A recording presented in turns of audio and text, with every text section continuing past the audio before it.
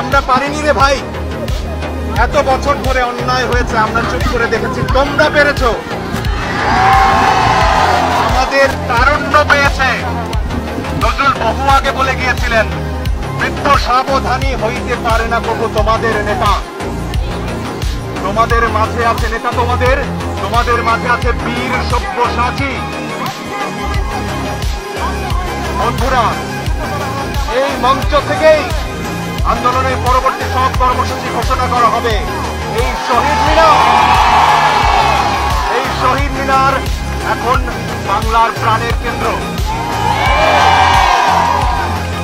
আমাদের নেতারা আলোচনা করছেন, আমাদের সমন্বয়করা আলোচনা করছেন, তারাই আমাদের নেতা, তারা সিদ্ধান্ত নেবেন। তারুণ্য সিদ্ধান্ত নেবে কেমন হবে আমাদের পরের বাংলাদেশ।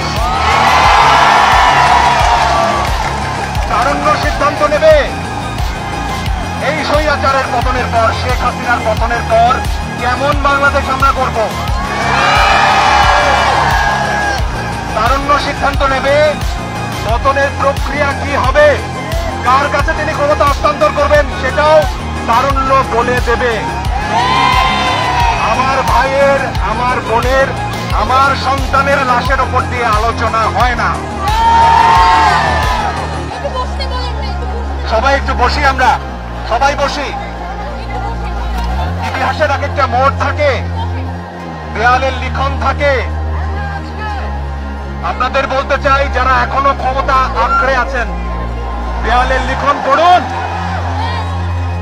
সেখানে আপনার পতন লেখা আছে। আজ সারা দেশে মানুষ পথে নেমেছে। গুলি চালিয়েছেন, আরো চালাবেন, চালান। লাখো আবু সাইদ বুক পেতে দাঁড়াবে, লাখো মুগ্ধ বুক পেতে দাঁড়াবে, লাখো ফরহান ফয়াজ বুক পেতে দাঁড়াবে। কজনকে মারবেন, কটা বুলেট আছে আপনার? বলেছিলেন 5 বছর গুলি ছুড়লে নাকি আপনাদের বুলেট শেষ হবে না। সাহস থাকে তো ছুড়ুন। আমার দেশের যারা নিরাপত্তা রক্ষীরা রয়েছেন, পুলিশ ভাইরা, বিজিবির ভাইরা, সেনাবাহিনীর ভাইরা, আপনাদের সন্তানও এই গুলির মুখে পড়েছে। আপনাদের বেতন আমাদের টাকায় হয়, ভুলে যাবেন না। 52-তে জেগেছি, 69-এ জেগেছি, 71-এ জেগেছি, 90-এ জেগেছি। 2024-এ নতুন বাংলাদেশ গড়ব আমরা।